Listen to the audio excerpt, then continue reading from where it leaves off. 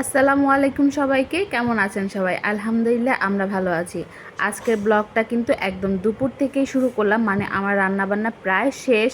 আর Ryan বাবা আসার সময় হচ্ছে একটা তরমুজ নিয়ে এসেছে। তরমুজটা কিন্তু খুবই সুন্দর, একদম লাল টকটকে। তরমুজটা লাল ছিল ঠিকই, কিন্তু মিষ্টি একদমই ছিল না, মানে একদম হালকা মিষ্টি ছিল।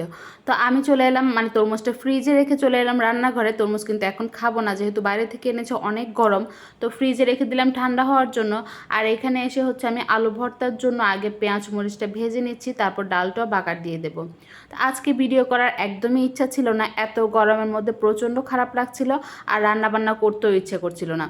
তাই আজকে হচ্ছে আলু ভর্তা, ডাল আর টমেটো ভর্তা করছি। আর ভিডিওটা হচ্ছে টুকিটাকি একটু একটু করছি, কারণ পেজের যে বাজে অবস্থা, যদি ভিডিও না দেই তাহলে অবস্থাটা খুবই খারাপ হয়ে থাকবে। তাই একটু একটু ভিডিও করে নিচ্ছি। আর আজকে হচ্ছে বিকেলবেলা একটু বাইরে যাওয়ারও ইচ্ছে আছে, অনেক দিন ধরে বাইরে যাই না। চটপটি ফুচকা খেতে খুব ইচ্ছে করছিল, তো রাইয়ানা বাবাকে বললাম আমাদেরকে একটু বিকেলবেলা বাইরে নিয়ে যেতে, যেহেতু আজকে ওর কাজটা একটু কম আছে, তো বিকেলবেলা একটু বের হব। তো এখন করে নিচ্ছি আলু ভর্তা। পেঁয়াজটাকে তো ভেজেই নিয়েছি, কাঁচা পেঁয়াজ দেবো না, যদি থাকে তাহলে আবার রাতের বেলা গন্ধ হয়ে যেতে পারে, অনেক গরম পড়েছে। তো এখানে হচ্ছে পেঁয়াজ ভাজা, তারপরে হচ্ছে একটু লবণ, সরিষার তেল আর শুকনো মরিচ দিয়ে আলু ভর্তাটা খুব সুন্দর করে মেখে নিচ্ছি। গরমের দিনে তো তেমন কিছু খেতে ইচ্ছে করছে না, ওই ডালটা দিয়েই ভাতটা মনে হয় যেন খাওয়া হচ্ছে। আর আজকে মাছ রান্না করতে ইচ্ছে করলো না, তাই হচ্ছে আলু ভর্তা ডালটাই করলাম, সাথে টমেটো ভর্তা করে নিব। তো খাওয়া দাওয়া করে একটু রেস্ট নিয়ে তারপর হচ্ছে আমরা বের হব। এখন হচ্ছে সন্ধ্যে 7টা। সারাদিন এত পরিমাণ গরম, বের হতে একদমই ইচ্ছে করলো না। তো একদম এখন যখন ঠান্ডা হয়ে গেছে, চারিপাশটা একটু ঠান্ডা আছে আবহাওয়া, তখনই বের হচ্ছি। আর ছেলে হচ্ছে ওর পছন্দের গেঞ্জিটা পরেছে, মানে এই গেঞ্জির মধ্যে না লাইট জ্বলে। তো বাচ্চারা তো লাইট জিনিস খুবই পছন্দ করে, লাইট জুতা, লাইট গেঞ্জি সবই তো পছন্দ করে। তো ওকে ওর পছন্দ মতো গেঞ্জি পরিয়ে দিলাম, আর একটু নাচানাচিও করছিল। আমিও রেডি হয়ে গেলাম। তো ছেলে আর আমি হচ্ছে রাস্তার উপরে গিয়ে দাঁড়াবো, ছেলের বাবা হচ্ছে গাড়িটা বের করছে, মানে মোটরসাইকেলটা বের করছে। তা আমরা হচ্ছে উপরে দাঁড়িয়ে আছি, আর এই যে মোটরসাইকেল নিয়েও কিন্তু চলে এসেছে। বাইরে বের হয়েছে, কিন্তু মনে হচ্ছে না যে এখন রাত, সেই মনেই হচ্ছে যে দুপুরবেলা, মানে এত পরিমাণ গরম বাতাস বাইরে।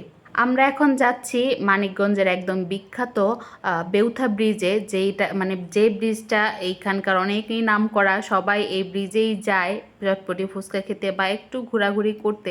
তো বেউথা ব্রিজে চলে এলাম, যারা মানিকগঞ্জে থাকে তারা তো অবশ্যই চিনবেন। আমরা আর ব্রিজের ওপরে দাঁড়াইনি, যেহেতু প্রচুর পরিমাণ বালি উঠতেছিল। তো বালির মধ্যে দাঁড়িয়ে আর কি করব। তো মোটরসাইকেল নিয়ে একটু চক্কর মারলাম, এই মাথা থেকে ওই মাথা চক্কর মেরে এখন চলে এলাম একটা দোকানে, মানে চটপটি ফুচকা খাবো। আর ছেলে হচ্ছে বলছে বারবার ওকে একটু ভিডিও করার জন্য, মানে ওর গেঞ্জিটা দেখানোর জন্য, ওই যে লাইট জ্বলছে সেই কারণে ওকে দেখানোর জন্য বলছে। তো ওকে একটু ভিডিও করে নিলাম। আর এখানে হচ্ছে চটপটি আর ফুচকার জন্য অর্ডার দিয়েছে, যেহেতু ছেলে ফুচকা খেতে পছন্দ করে, তো আমিও তো পছন্দই করি। তো রাইয়ানা বাবা বলছে তাহলে আমি চটপটি নিই।